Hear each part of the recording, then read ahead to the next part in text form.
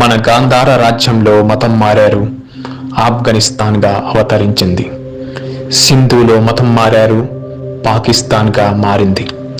ఉత్తరంలో మతం మారారు, టిబెట్ అవతరించింది.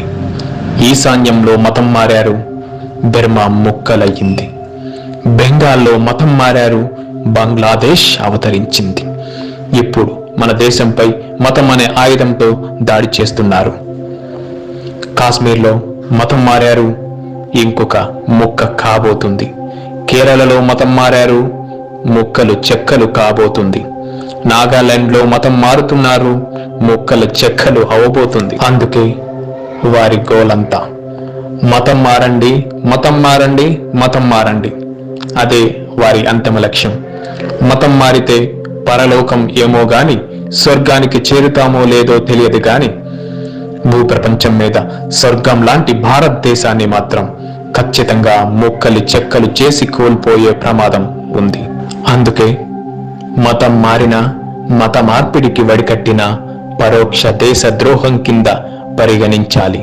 ఎందుకంటే ప్రపంచంలో కొన్ని దేశాల్లో క్రైస్తవ్యం ప్రవేశించాక ఆ దేశాల నాగరికతే నాశనమయ్యింది.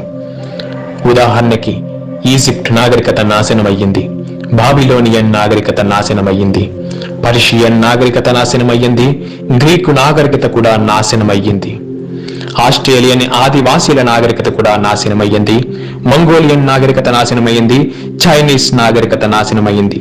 ప్రస్తుతం ఆ నాశనం భారతదేశంలో ప్రవేశించింది. ఇప్పుడు చెప్పినదంతా కూడా ఒకప్పుడు అఖండ భారతదేశమే.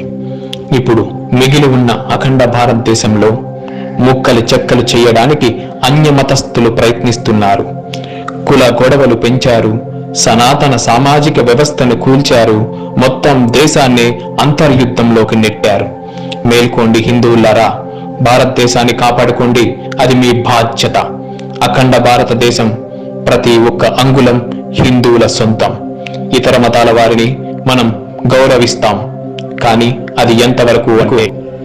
అన్ని మతస్థులు మనల్ని గౌరవించినంత వరకు మన హిందుత్వంపై, ఆరాధ్య దేవతలపై, సంస్కృతిపై వ్యతిరేక దాడులు, దుష్ప్రచారాలు చేయనంత వరకు కూడా మనం గౌరవిస్తాం. కానీ అంతకు మించి వాళ్ళు ప్రవర్తిస్తే తగిన గుణపాఠం చెప్పవలసిన బాధ్యత ప్రతి ఒక్క భారతీయ హిందూకి ఉంది. ఆనాటి చంద్రగుప్త మౌర్యుడి నుంచి ఈనాటి వివేకానంద వరకు, ఆనాటి ఛత్రపతి శివాజీ నుంచి ఈనాటి భగత్ సింగ్ వరకు, ఆనాటి విజయనగర సామ్రాజ్యాన్ని పరిపాలించినటువంటి కృష్ణదేవరాయల నుంచి ఈనాటి సుభాష్ చంద్రబోస్ వరకు కూడా ప్రతి ఒక్కరూ దేశం కోసం, ధర్మం కోసం పాటుపడి అఖండ భారతాన్ని నిర్మించాలని కలలు కనిన వారే. కానీ మీ యొక్క చేతగాని సేవ సచ్చిన చేష్టలతో, బద్ధకపు భాష్యాలతో ఆ మహనీయులు కలగన్నటువంటి ఈ భారతదేశాన్ని అన్యమతస్థుల చేతిలో ముక్కలు చెక్కలు చేసుకోమని, ఆరగించమని ఇస్తున్నారంటే మనం ఏ ఒక్క స్థితిలో ఉన్నామో ఒక్కసారి ఆలోచించండి మిత్రులారా. ఈ భారతదేశాన్ని, ఈ ధర్మాన్ని కాపాడుకోవాల్సిన బాధ్యత ప్రతి ఒక్కరికి ఉంది. నీకు ఉంది, నాకు ఉంది, మనందరికీ ఉంది. ఎందుకంటే మన భావితరాల భవిష్యత్తు మన చేతుల్లోనే ఉంది కనుక దయచేసి ఆలోచించండి మిత్రులారా.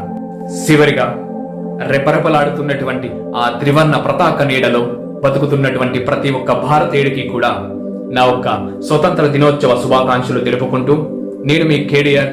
నిప్పు లాంటి నిజాన్ని ముక్కు మీద గుద్దినట్లు చెప్పే నా స్వభావం ఇంతే. ఎందుకంటే నేనొక భారతీయుణ్ణి.